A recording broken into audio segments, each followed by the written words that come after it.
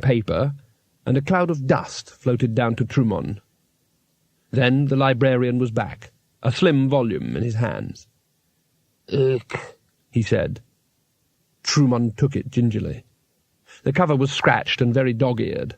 The gold of its lettering had long ago curled off, but he could just make out in the old magic tongue of the Tsort Valley the words "Yet griet tempel het Tsort, I history mystical." "Ugh," said the librarian anxiously. Trumon turned the pages cautiously. He wasn't very good at languages. He'd always found them highly inefficient things which by rights ought to be replaced by some sort of easily understood numerical system. But this seemed exactly what he was looking for. There were whole pages covered with meaningful hieroglyphs. "Is this the only book you've got about the Pyramid of Tsort?" he said slowly. "Ook." "You're quite sure?" "Ook." Trumon listened. He could hear a long way off the sound of approaching feet and arguing voices. But he'd been prepared for that, too. He reached into his pocket. "Would you like another banana?" he said.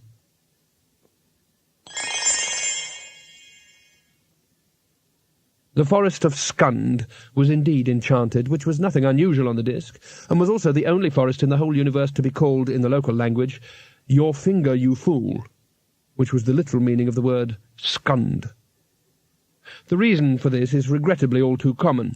When the first explorers from the warm lands around the Circled Sea travelled into the chilly hinterland, they filled in the blank spaces on their maps by grabbing the nearest native, pointing at some distant landmark, speaking very clearly in a loud voice, and writing down whatever the bemused man told them. Thus were immortalized in generations of atlases such geographical oddities as "just a mountain," "I don't know," "what," and, of course, "your finger, you fool." Rain clouds clustered around the bald heights of Mount Ulskunrahod. Who is this fool who does not know what a mountain is? And the luggage settled itself more comfortably under a dripping tree, which tried unsuccessfully to strike up a conversation.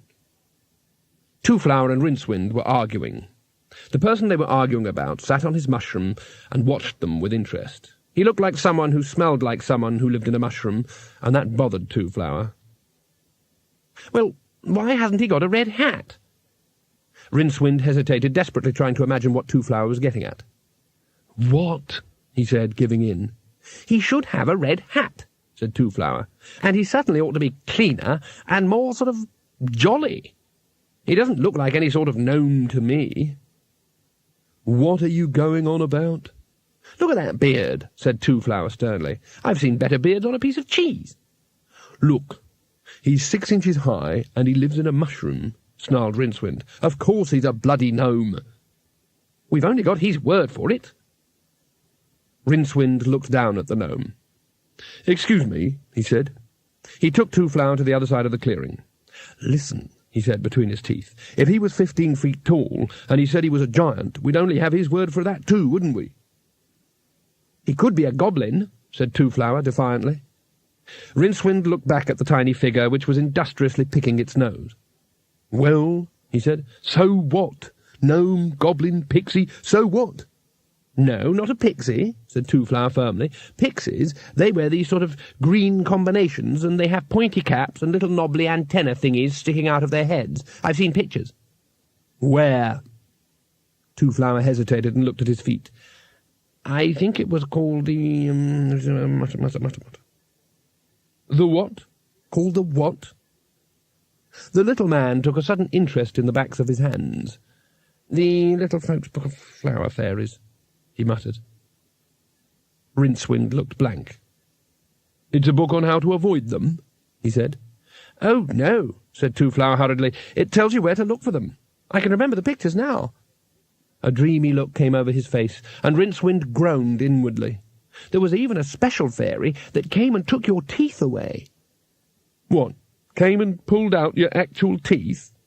No, you're wrong. I mean, after they'd fallen out. What you did was you put the tooth under your pillow, and the fairy came and took it away and left a Rainu piece."